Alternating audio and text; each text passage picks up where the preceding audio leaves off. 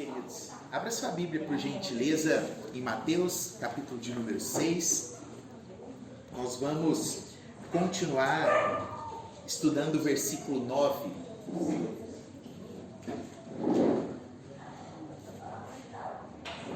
Mateus, capítulo 6, a partir do versículo 9.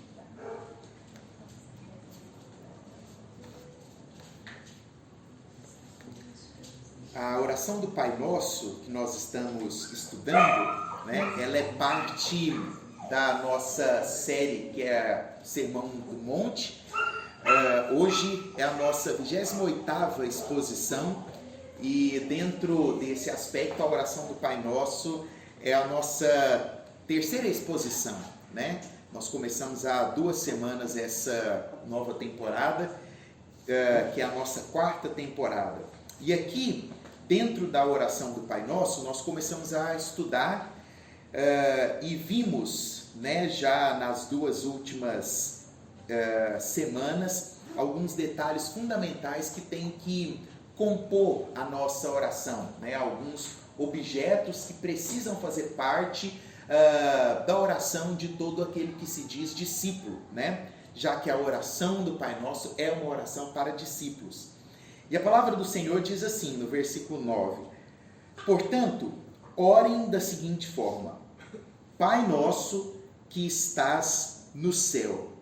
Nós vimos, basicamente, em resumo, 5 grandes fundamentos importantes dentro do contexto da oração a qual Jesus estava começando a ensinar aos seus discípulos. Jesus ele não estava ensinando nenhum segredo miraculoso, Jesus não estava ensinando nenhum termo especial ao qual todas as vezes que nós orássemos seguindo aquelas vírgulas, nós seríamos atendidos. Não, pelo contrário, Jesus estava indo na contramão do sistema judaico daquela época, um sistema que era cheio de orações decoradas, um contexto de religiosidade ao qual as pessoas viviam em prol de repetir vãs orações, sendo que na verdade nenhuma dessas orações era fruto genuíno de seus próprios corações. E aí nós vimos aqui, inicialmente, que a oração do Pai Nosso, ela não é uma oração para qualquer um. E é por isso que nós temos que diariamente olhar como que nós estamos, olhar para dentro do nosso coração, para saber se de fato somos discípulos e se somos dignos de fazer essa oração. Jesus, quando ele nos ensina a orar a oração do Pai Nosso, ele não ensina essa oração para a multidão. Nós vimos isso em Lucas capítulo 11, os discípulos se aproximam de Jesus e pedem para que Jesus os ensinasse a orar. Então Jesus ensina aos discípulos. Se você quer fazer a oração do Pai Nosso, em primeiro lugar, veja como está a sua vida de discípulo. A segunda coisa, o segundo aspecto importante dentro desse contexto, é que a oração do Pai Nosso, ela fundamentalmente vai tratar do presente, do passado e do futuro. A oração do Pai Nosso, ela trata do presente porque ela clama pelo sustento diário, o sustento do dia a dia. A oração do Pai Nosso, ela trata do nosso passado, porque dentro dela há um clamor por perdão de pecados, das atitudes erradas que cometemos. E a oração do Pai Nosso, ela compreende o futuro, porque na oração do Pai Nosso nós pedimos ajuda a Deus com respeito àquilo que está por vir, com respeito às adversidades e tentações que nós passaremos. Assim deve ser uma oração de um discípulo. Ela precisa compreender aquilo que se viveu no passado, aquilo que está se vivendo no presente e aquilo que se pretende viver no futuro. Em terceiro, nós começamos vendo que essa oração, ela começava de forma totalmente diferente ao contexto daquela época, Porque naquela época os judeus não tinham a coragem de se referir a Deus como Pai. E aí a única pessoa neste mundo com autoridade genuína e verdadeira para chamar Deus de Pai, nos ensina também, assim como ele, a chamar Deus de Pai, ou seja, Jesus. aquele que era o filho legítimo, ele também nos dá essa autonomia para que nós, assim como ele, possamos chamar e invocar a Deus como um pai. Ele nos dá esse direito, né, que era único e exclusivamente dele, como filho legítimo. Ele nos dá esse direito, nós que fomos adotados, né, de chamarmos Deus de pai. Além de chamar Deus de pai, nós começamos a oração não apenas com o pai, mas logo após o pai nós colocamos, Jesus nos ensina a colocar um nosso, significando que esse pai ele não é uma exclusividade da nossa religião cristã, né? Significando que esse pai ele não significando que esse pai não é uma exclusividade da religião que nós supomos ter e fazer, né? Esse Jesus, ele coloca Deus como um pai de todos aqueles que foram eleitos, de todos aqueles que foram escolhidos. E quando eu considero que esse pai, ele não é apenas meu, eu tenho a necessidade de olhar para o meu próximo como um irmão, porque se Deus é pai nosso, aquela pessoa que está do meu lado, ele se torna meu irmão. Ele não se torna um mero colega, ele não se torna uma pessoa qualquer. Ele passa a ser meu irmão, uma vez que eu estou invocando a Deus como pai meu e pai dele. Deus é pai de nós, todos que estamos aqui, como é pai do pecador, assim como nós, que está num presídio, assim como ele é pai de uma pessoa que está se preparando agora para suicidar, assim como ele é pai de alguém que está prestes a cometer um crime, ele é pai nosso. E eu preciso, nas minhas orações, colocar os meus irmãos. Eu não posso fazer a minha oração uma oração no singular. Nós vimos que a oração do Pai Nosso, do começo ao fim, ela é escrita, ela é ensinada no plural.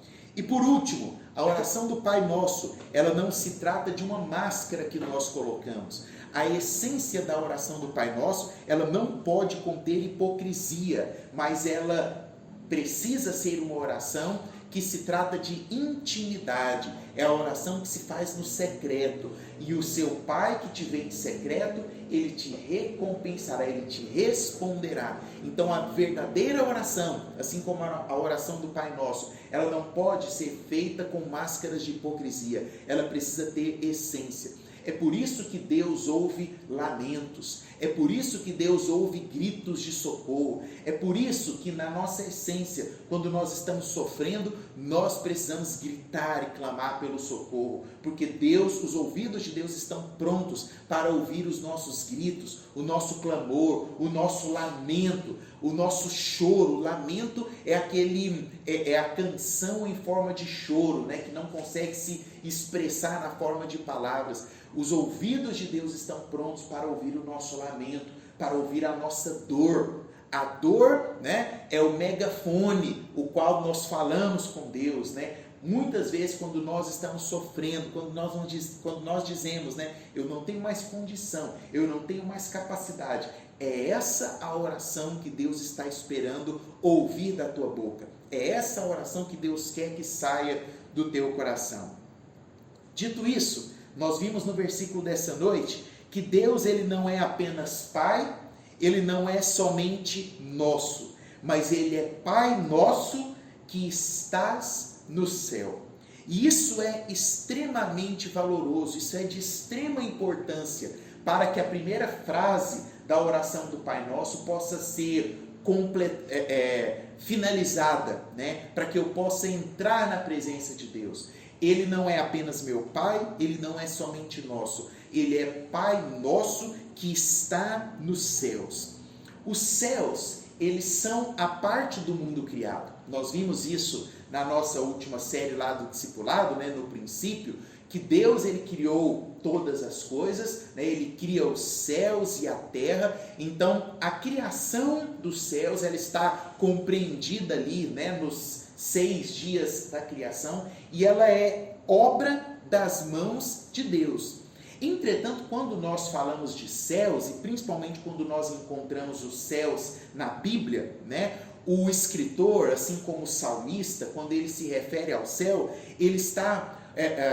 e eu quero fazer esse paralelo aqui, né? Porque a NASA, por exemplo, está preparando a próxima excursão à Lua, né? Acho que daqui 2 anos vai ser a próxima ida do homem à Lua. E hoje, devido ao avanço da tecnologia, né, nós conhecemos, né, todas, pelo menos temos um grande conhecimento sobre os astros, né, sobre o sistema solar, sobre, entre aspas, o que nós chamamos de céus, né? Entretanto, para aquela época, e mesmo para a nossa época, né, nós temos um conhecimento que é ínfimo, comparado à imensidão dos céus, né, comparado à imensidão do planeta solar. Naquela época, mais ainda. Então, quando o homem olhava para o céu, tendo em vista que não tinha, né, avião, não tinha telescópio, não tinha nada para se enxergar a grandeza da região celestial, o céu era algo inacessível. O céu era um local intocável, incompreensível, né? Não se entendia. Por exemplo, Abraão, quando ele é chamado por Deus, Abraão ele era uma espécie de astrólogo daquela época, né, que ficava calculando o movimento dos astros. Esse é o motivo pelo qual Deus chama Abraão e fala para ele: sai da tua tenda e olha para os céus, né? Se Abraão fosse qualquer outra coisa, Deus teria dado um outro local, um outro exemplo para que Abraão pudesse olhar, né? Mas por Abraão conhecer e estudar os astros, Deus olha para Abraão e fala assim: Abraão, olha para os céus, você consegue mensurar a quantidade de estrelas? É assim que eu farei das suas descendências, né?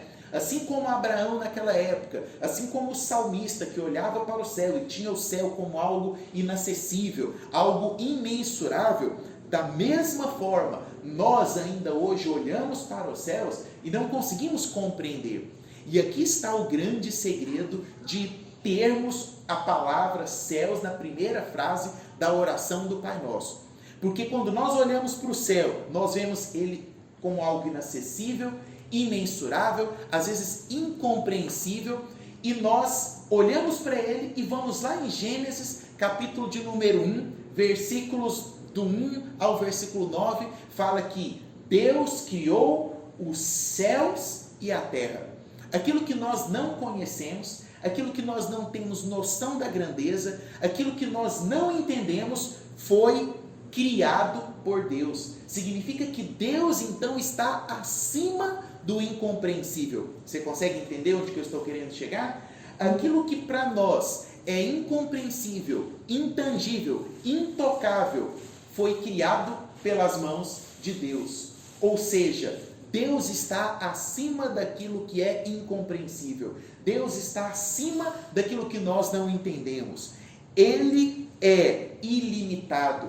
Deus é transcendente. Por quê? Porque os céus, que é o nosso limite natural, não limita os pés de Deus. Os céus, né, a Bíblia diz que os céus são o estrado dos seus pés. Né? Os pés de Deus estão sobre aquilo que para nós é o nosso limite. Assim, nós concluímos que Deus ele é ilimitado. Deus ele é transcendente. E dentro desse contexto, se existe algo, né, que busca entender aquilo que está em torno do ser humano e aquilo que chega até os céus, foi o que a filosofia tentou fazer, né? Platão tentou fazer, Kant tentou fazer, Aristóteles tentou explicar, mas a filosofia, né, como mãe de algumas ciências e filha da maior de todas as ciências, que é a teologia, a filosofia ela só vai até aquilo que é compreensível. Quando chega no campo daquilo que é incompreensível, a filosofia ela para, ela não vai além, ela não vai adiante. Se nós pegarmos todos os estudos filosóficos desses grandes homens, como Aristóteles, por exemplo, ele vai até o limite daquilo que é compreensível aos olhos humanos. Quando nós chegamos no limite daquilo que é incompreensível, a filosofia, né, que era considerada a maior de todas as ciências, ela tem um local onde ela se esbarra, ela não vai além daquilo que é incompreensível. E quando nós estudamos o Evangelho de Deus, nós estamos indo além da filosofia, nós estamos indo além do entendimento humano. Por quê? Porque o Evangelho, ele nos mostra aquilo que está além dos céus. O Evangelho, ele está falando da existência de um Criador, de um desenhista, de um arquiteto que planejou e que compôs o mundo o qual nós estamos. E quando nós falamos desse Deus, nós estamos falando daquilo que está além do entendimento humano. E aí você me pergunta, como é que o Evangelho fala então daquilo que está além do entendimento humano? Se a filosofia não consegue ir além, né? Se os grandes filósofos, se os grandes pensadores não se propuseram ir além, como é que o Evangelho vai me falar daquilo que está além do meu entendimento? Me mostrando na prática que existe algo que está além do entendimento. Como? Mostrando que aquele que é Senhor sobre todas as coisas, que está acima dos céus, que é transcendente, que está acima de todas as coisas, optou por se reduzir ao estado do pó, ao estado mortal de homem e vir demonstrar a sua misericórdia. O incompreensível se torna compreensível quando nós pegamos o absurdo e falamos, eu creio porque é absurdo. Tertuliano já dizia isso. Por que nós cremos no Evangelho? Porque ele é absurdamente incompreensível. Você consegue compreender com os raciocínios lógicos e naturais a existência de um Deus que criou os céus e resolve encarnar-se na estrutura de um homem miserável e que poderia ser pecador? Isso é incompreensível. E é essa incompreensão que nos mostra que o Evangelho está falando da transcendência de um Deus. Que o Evangelho está nos falando de que existe algo que está nos céus. E que esse algo que está nos céus está atento às nossas orações. Pai nosso que estás nos céus. Pai nosso que está além daquilo que eu posso entender. Pai nosso que está além daquilo que eu posso imaginar. Pai nosso que está além dos meus pensamentos. Pai nosso que está além das minhas forças. Pai nosso que está além da minha compreensão humana. Pai nosso que eu não sei como irá fazer, mas que eu sei que tem poder para fazer, porque Ele está nos céus.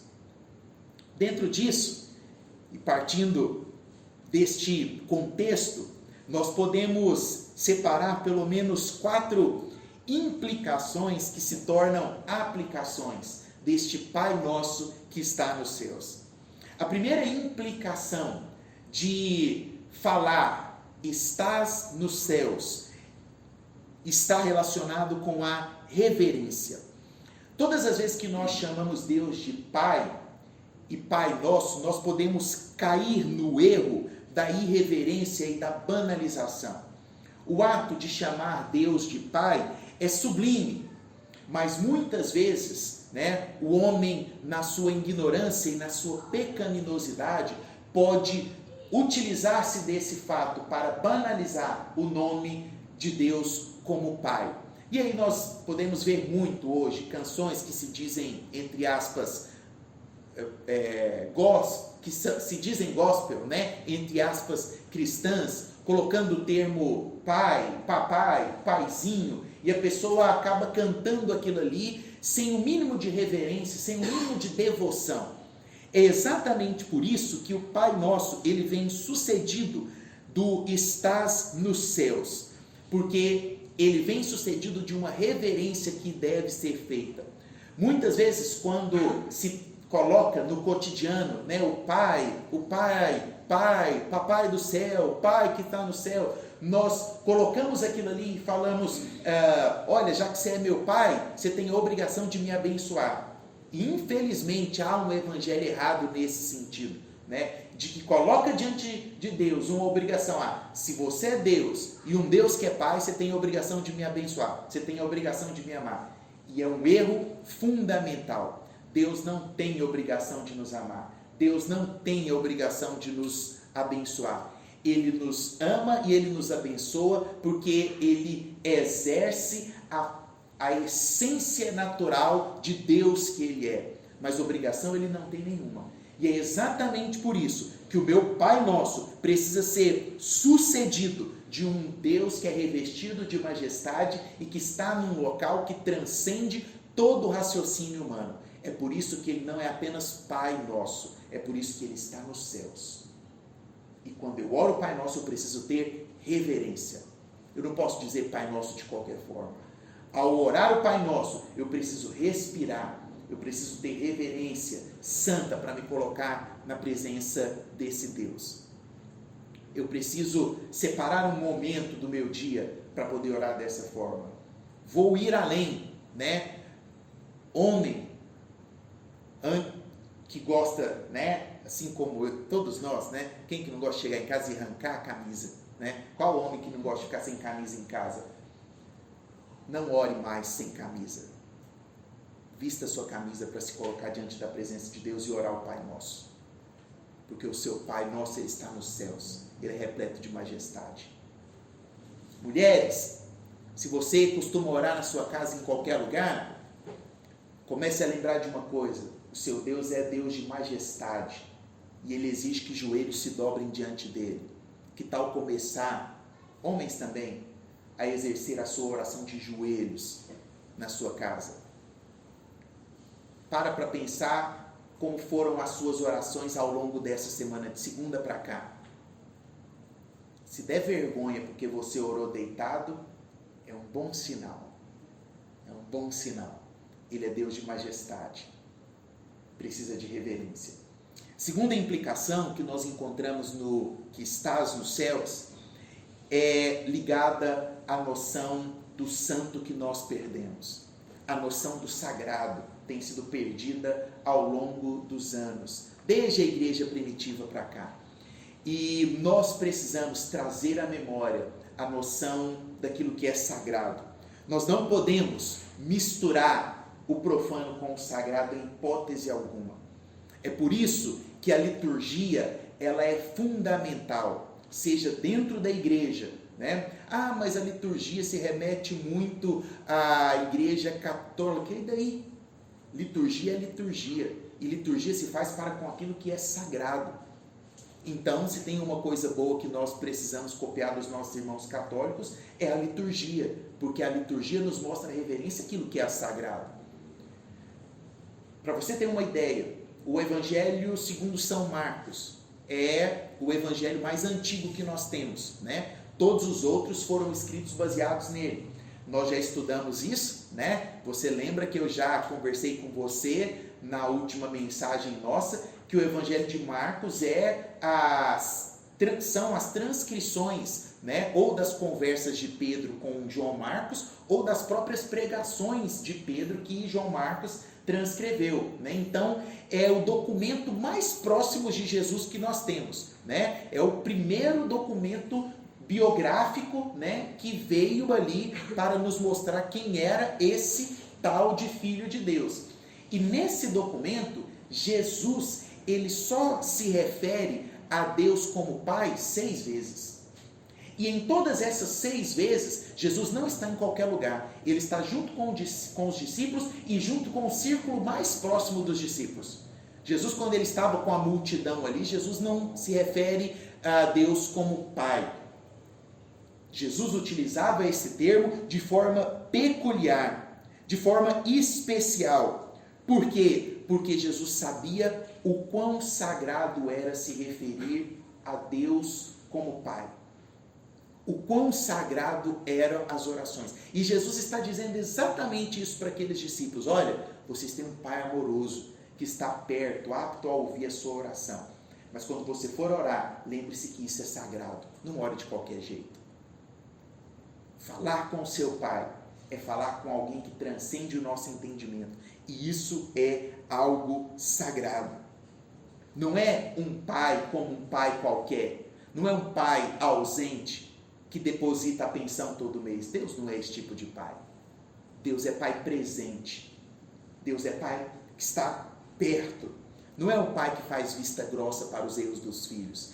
É exatamente por isso que nós muitas vezes somos penalizados pelos nossos erros. Por quê? Porque Deus não é pai que paga pensão, Deus é pai que está próximo, Deus é pai que está olhando, e se o filho comete algo errado, o bom pai faz o quê? Corrige. É por isso que Deus é Deus de justiça, e é por isso que nós temos que louvá-lo e agradecê-lo por todas as vezes que Ele nos corrige. Eu não posso agradecer só pelas bênçãos, eu preciso agradecer pelas correções. Terceiro, nós vemos duas combinações aqui. A primeira delas é a combinação Pai nos céus. Está diretamente relacionado com amor e autoridade. Pai relaciona-se ao amor e céus se relaciona com autoridade. E a segunda correlação que nós observamos aqui é que Pai nos céus também é uma combinação de amor e poder. Deus, que é amor, está nos céus, é o reflexo do poder. Então nós vemos um Pai que é 100% amor, mas nós vemos um Pai que é autoridade e que precisa ser respeitado. Não adianta o pai ser um pai totalmente amoroso se o filho não respeita aquele pai. Não adianta só amar seu pai. Você precisa respeitar a autoridade do seu pai. Respeitar a autoridade do seu pai é muitas vezes prova de amor muito maior do que dizer eu te amo. E segundo, amar está correlacionado aqui com o poder que esse pai tem. O poder que esse pai exerce. Você já parou para pensar que muitas vezes o amor ele pode ser muito intenso, e existe amor extremamente intenso, mas o amor ele pode ser tão intenso quanto impotente. Você já amou demais alguém e não pôde fazer nada por ela? Você já viu, por exemplo, você está assistindo um noticiário, você vê lá o desastre das enchentes lá de São Paulo. Quem é que não chora vendo aquelas famílias daquele jeito? Você já viu? As entrevistas. Você viu a pessoa... a gente não sabe o que é perder tudo. Aí de repente você vê alguém lá na televisão falando que perdeu tudo. A pessoa não tem documento mais. Lembra lá do incêndio na boate Kiss? Tanto que eu chorei vendo aquilo ali. Eu posso amar de todas as formas, que eu não posso salvar as pessoas que morreram nas enchentes. Eu posso amar com 100% que é em mim, que eu não vou poder trazer de volta ninguém que morreu no incêndio da boate. O amor, na grande maioria das vezes, ele é impotente. Lembra do filho pródigo? E eu quero usar o filho pródigo para terminar a nossa exposição dessa noite. O pai, ele amava ou não o filho pródigo? Muito, muito. Ele amava tanto o filho pródigo, que ele deixou o filho pródigo ir. Que ele deixou o filho pródigo sofrer. O amor do pai era tão grande que se tornou impotente. Porque foi a escolha que o filho pródigo fez ali naquele instante. E é exatamente por isso que o amor se correlaciona com a autoridade e que o amor se correlaciona com o poder. O poder de Deus, ele sempre age motivado pelo seu amor. E o amor de Deus, ele sempre será respaldado pelo poder. Você consegue compreender isso? O poder de Deus, ele sempre agirá motivado pelo amor. E o amor desse Deus sempre será respaldado pelo seu poder. Então, se existe alguém que pode mudar um contexto através do amor, esse alguém é apenas aquele que está acima dos céus. Apenas Deus. Eu não posso. Eu posso amar todos os moradores de rua de Goiânia, né? Hoje, eu chorei na hora da chuva. Na hora da chuva. A mulherzinha lá com... né? E eu na chuva não pude nem parar para fazer nada. Quanto tempo essa mulher ficou ali hoje? O risco de tantas doenças da enxurrada passando lá no pé dela, de infecção respiratória. O dinheiro que ela arrecadou hoje não paga um antibiótico da gripe que ela possivelmente vai pegar por estar ali. Eu posso amar ela de todo o meu coração, porque eu não consigo mudar a história daquela mulher. Mas Deus consegue. O amor de Deus é respaldado pelo poder que Ele tem. E é isso que nos dá ânimo para continuar caminhando. Saber que Deus, Ele nos ama a tal ponto e de tal forma que o amor dele está respaldado pelo poder dele. E se hoje nós estamos sofrendo, não é porque ele é incapaz de nos tirar da dor e do sofrimento. É porque o amor dele está acima do nosso sofrimento, está acima da nossa dor. E o poder dele respalda o amor que ele sente por nós. E o amor que ele sente por nós não nos deixará no sofrimento eternamente. Haverá o fim da dor, haverá o fim do sofrimento. É exatamente por isso que os propósitos de Deus jamais se frustram. É exatamente por isso que os planos de Deus jamais podem ser frustrados. Os meus planos podem ser frustrados. Eu posso amar aquilo que eu estou fazendo, aquilo que eu estou empreendendo, mas o meu amor por aquilo que eu estou fazendo não tem o poder de tornar aquilo um sucesso. Mas os planos de Deus não podem ser frustrados. E o amor que Deus sente por cada um de nós aqui é respaldado pelo poder que Ele tem de mudar a trajetória e a vida de todos aqueles que estão aqui. O seu poder manifesta os impulsos do seu amor. E o seu amor só pode ser respaldado pela força do seu poder. Mark Rutherford disse que se ele fosse capaz, se ele tivesse o poder ou a autoridade de criar uma nova bem-aventurança, a bem-aventurança que ele acrescentaria seria a seguinte, abre aspas, bem-aventurados os que nos curam do desprezo que sentimos por nós mesmos. Você não sabe o desprezo que eu sinto dentro do meu coração por não poder ajudar todas as pessoas que eu gostaria de ajudar.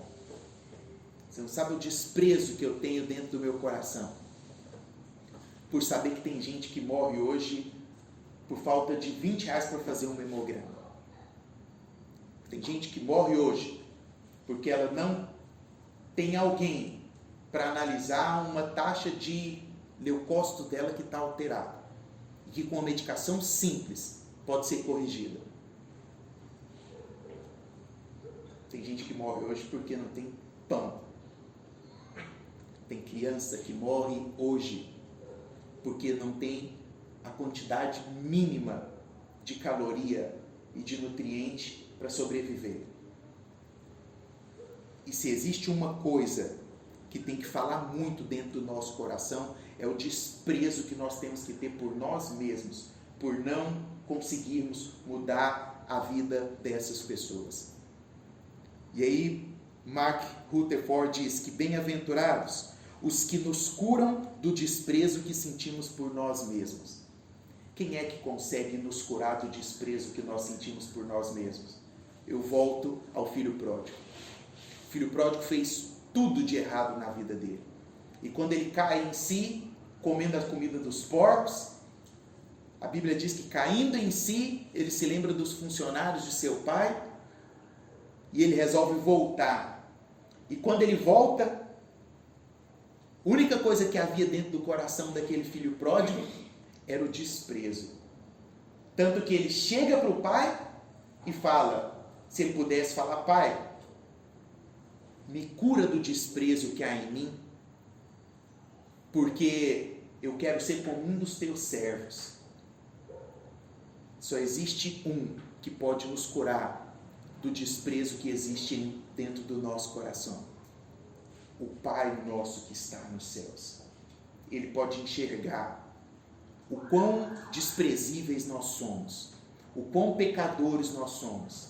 Ele pode olhar para dentro do nosso coração e enxergar as inúmeras falhas que existem todos os dias, o quão irrelevante nós somos, o quanto nós deixamos de agradecer pelas coisas às quais nós precisaríamos agradecer a cada segundo.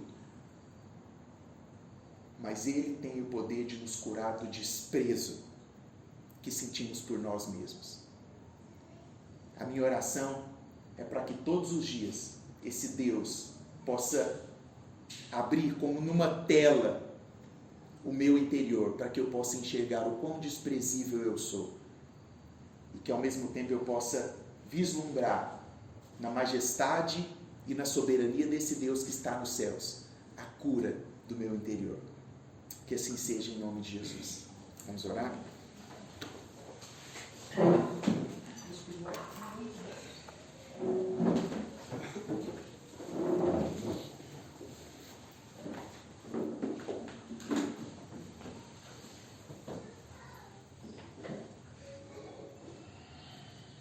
Pai nosso que estás nos céus,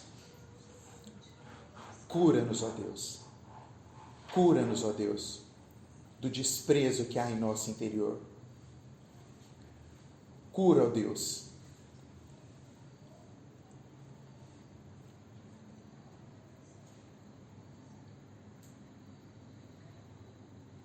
cura o nosso coração, que é desprezível, insensato, ávido pelo pecado, disposto para o erro. Cura, meu Deus, cura-me, Senhor, das falhas que não me deixam estar, ó Deus, às 24 horas do meu dia diante da presença do Senhor. Cura-me, Senhor, da alma desprezível que eu tenho. Como filho pródigo, Senhor, eu me aproximo da Tua presença, ó Deus, para Te dizer, trate-me como um dos Teus empregados, porque eu não sou digno, porque o que eu tenho feito é irrisório, é pouco. Ensina-me a colocar os meus bens ao Teu dispor. Ensina-me, Senhor, a usar aquilo que tenho, aquilo que entra na minha conta bancária, para o serviço Teu, para o auxílio daqueles que precisam. Cura-me, Senhor, dessa alma desprezível que eu tenho. Cura-me, Senhor. Cura-me da irreverência, da falta de respeito para com a Bíblia, para com os momentos, ó Deus, que são singulares de devocional. Cura-nos, Senhor, por fazer da oração apenas uma reza. Que a oração do Pai Nosso transforme as nossas vidas ao longo desse semestre. Que o entendimento, ó Deus, daquilo que essa oração representa diante de Ti, possa nos fazer pessoas melhores, possa nos tornar, ó Deus, com um coração puro, possa limpar as nossas vestes. Tira, Senhor, tira da nossa mente o jugo do pecado. Não nos deixe olhar para o nosso próximo como um qualquer. O meu próximo é o meu irmão e eu preciso olhá-lo todos os instantes com os olhos de amor. Eu preciso amar. Ensina-nos a amar. Porque se não for assim, ó Deus, de que vale o título de cristão? De que vale o título de evangélico? De que vale, ó Deus, ganhar o mundo? Se há uma coisa apenas a qual nós queremos: ser teus filhos e podermos te chamar de Pai. Receba a nossa oração nessa noite. Que a semente da tua palavra, ó Deus, enraize em nossos corações. Cresça, ó Deus, cresça como uma árvore frondosa, dando frutos todos os dias. É por isso que oramos, no nome do teu Filho amado, Cristo Jesus, o Nazareno. Amém, amém e amém. Deus te abençoe em nome de Jesus.